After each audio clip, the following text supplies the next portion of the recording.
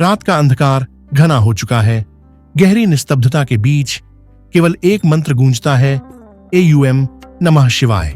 यह सिर्फ एक व्रत नहीं, यह केवल एक त्योहार नहीं, यह एक रहस्य है, एक योग है, एक मिलन है शिव और शक्ति का, जड़ और चेतन का, जीवन और मृत्यु का। लेकिन क्या आप जानते हैं, महाशिवरात्रि केवल पूजा का अवसर नहीं, यह वह रात है जब ब्रह्मांडीय ऊर्जा सबसे प्रबल होती है, जब पूरा ब्रह्मांड स्वयं शिव की साधना में लीन होता है। नैरेटर, शिवलिंग पर जल क्यों चढ़ाया जाता है? यह केवल एक परंपरा नहीं, बल्कि गहरे विज्ञान का प्रतीक है।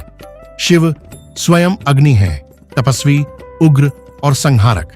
जब उनकी साधना की अग्नि प्रज्वलित होती है तो जल उस अग्नि को शांत करने का कार्य करता है। क्या आपने कभी सोचा है क्यों केवल ठंडा जल ही शिवलिंग पर चढ़ाया जाता है? क्योंकि यह ऊर्जा संतुलन का प्रतीक है।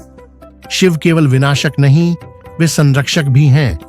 जब यह जल शिवलिंग को स्पर्श करता है तो यह हमारी नकारात्मक ऊर्जा को भी सोख लेता है, हमें शुद्ध करता है। अब प्रश्न उठता है, महाशिवरात्रि के दिन क्या पहनना चाहिए? क्यों श्वेत या भगवा वस्त्र ही शुभ माने जाते हैं? श्वेत रंग सात्विकता और शुद्धता का प्रतीक है, जो हमारी आत्मा को शांत करता है। भगवा योग और तपस्या का रंग है, जो हमें शिव के मार्ग पर चलने की प्रेरणा देता है। लेकिन क्या आपने सोचा है क्यों काले और नीले वस्त्र वर्जित माने जाते हैं? क्योंकि यह दोनों रंग राहु और शनि से जुड़े हैं, जो तामसिकता, आलस्य और नकारात्मकता का प्रतीक माने जाते हैं। इस रात जब ऊर्जा अपने चरम पर होती है, तब हमें केवल सात्विकता की ओर बढ़ना होता है, शिव से जुड़ने के लिए। महाशिवरात्रि की रात, यह केवल जागरण की रात नहीं, यह आत्मा के जागृत होने की रात है। क्या आपने कभी सोचा इस रात जागरण का इतना महत्व क्यों है? यह वह समय है जब धरती और ब्रह्मांड की ऊर्जा इस तरह संरेखित होती है कि हमारी रीढ़ की हड्डी, स्पाइनल कोड पर सीधा प्रभाव पड़ता है। जो व्यक्ति इस रात ध्यान करता है, वह इस ऊर्जा को अपने भीतर प्रवाहित कर सकता है। यह मोक्ष का मार्ग है, यह योग का शिखर है। इसीलिए इस रात सोना निषेध है, क्योंकि यह वह क्षण है जब हमारी आत्मा अपने उच्चतम स्तर तक पहुंच सकती है। सीन 5, एक मंदिर जहां भक्त बेलपत्र अर्पित करते हैं। नारेटर, बेलपत्र क्यों इसे शिव को अर्पित किया जाता है? बेलपत्र केवल एक पत्ता नहीं, यह त्रिदेवों का प्रतीक है। इसके 3 पत्ते ब्रह्मा, विष्णु और महेश का प्रतिनिधित्व करते हैं। जब इसे शिवलिंग पर अर्पित किया जाता है तो यह ब्रह्मांडीय ऊर्जा को संतुलित करता है। लेकिन इसका एक और गूढ़ रहस्य है, यह शरीर की गर्मी को शांत करता है, रक्तचाप को नियंत्रित करता है और सबसे महत्वपूर्ण बात, यह हमारे भीतर की ऊर्जा को शुद्ध करता है। इसीलिए केवल साफ और ताजा बेलपत्र ही चढ़ाया जाना चाहिए।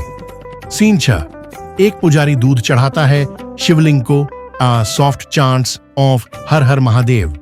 नरेटर, क्या आपने कभी सोचा शिवलिंग पर दूध क्यों चढ़ाया जाता है? यह केवल एक श्रद्धा नहीं, बल्कि विज्ञान है। दूध सत्य का प्रतीक है, शीतलता का प्रतीक है। शिव, जो संहार के देवता हैं, उनकी उग्र ऊर्जा को संतुलित करने के लिए दूध चढ़ाया जाता है। लेकिन ध्यान दें, दूध अपव्यय न हो। इसे बाद में प्रसाद के रूप में वितरित करना ही असली पूजा है। सीन 7, एक भक्त गहरी मेडिटेशन में बैठा हुआ है। नरेटर, महाशिवरात्रि यह केवल एक रात नहीं, यह आत्मा के परम सत्य से मिलने का क्षण है। यह वह समय है जब हम शिव से अपने हर प्रश्न का उत्तर मांग सकते हैं।